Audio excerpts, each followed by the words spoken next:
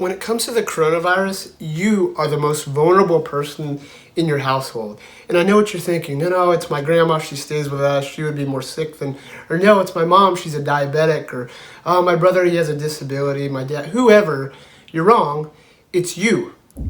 You need to change the way you're thinking about this. This is my message to the spouses, the family, the roommates, anybody who lives in a household with somebody that would be greatly impacted by the coronavirus. First, let me tell you a little bit about myself.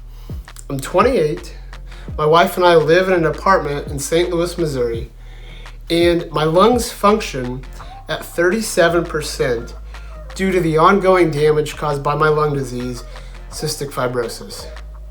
My heart functions at 39% due to the ongoing damage from my heart disease, non-compaction cardiomyopathy.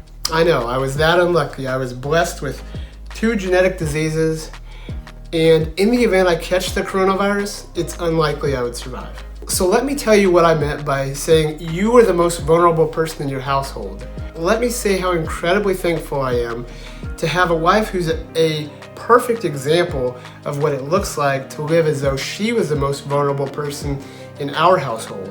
Go ahead, think of who that person is in your household. You need to start living like them. If it's not a good idea for them to go to Walmart during the busiest time of the day, if it's not a good idea for them to go to their favorite buffet, if it's not a good idea for them to go out to that bar or to that church service, then it's not a good idea for you to go to any of those things either. I get it. This sounds extreme. But on this channel, we don't release content to get emotional reactions or a sensational response. We back it up with evidence-based data. We got to give the people an accurate message.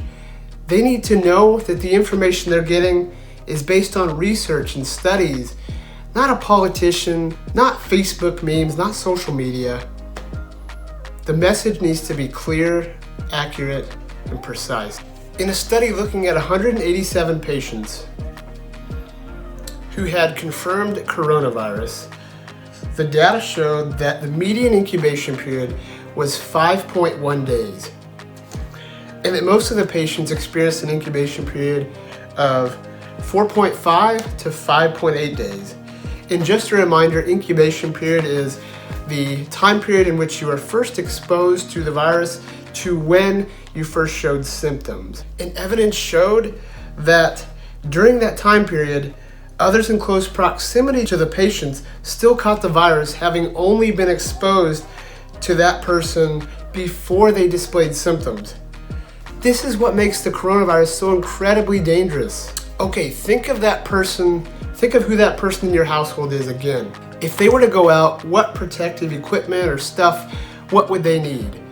A mask, an N95 mask, gloves, a little bottle of hand sanitizer. Before we move on, it should be noted that another study in which they looked at the virus's sustainability in both the air and on surfaces showed that the virus could be detected up to 2 to 3 days on some surfaces, and in the air for up to 3 hours after being aerosolized. And aerosolized meaning the kind of spray that would be produced from a sneeze. And since research tells us that coronavirus can spread 2 to 3 times faster or more easily than the flu, and that it also tells us that the coronavirus is 10 to 20 times more deadly, guys, we gotta come together on this. We need to wage war against the coronavirus. We have to do it to protect the people we love. In my life, I've been incredibly blessed to have a support system that came to my rescue when my house flooded back in June. I've had incredible luck having friends that organized a fundraiser to help my wife and I move up to the St. Louis area in preparation for lung transplant. I am confident that the American people will step up in the coming weeks and really dig deep and say to themselves, yeah, I'd survive it, but I might carry it on to somebody who wouldn't. And that's where I draw the line. If you have a spouse that needs to hear this, send it now. If you have a family that needs to be tagged in the comments, tag them. If you have a roommate that this needs to be shared with, share it. This message has to be heard to protect the people we love. Guys, we gotta put this information out there. You are the most vulnerable person in your household.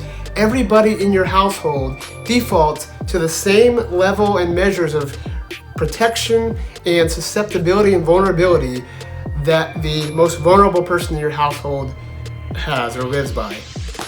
Go check out my YouTube. I'm going to be posting more on the coronavirus. I'm going to keep the updates coming. Go check out my other content. And that's going to be it.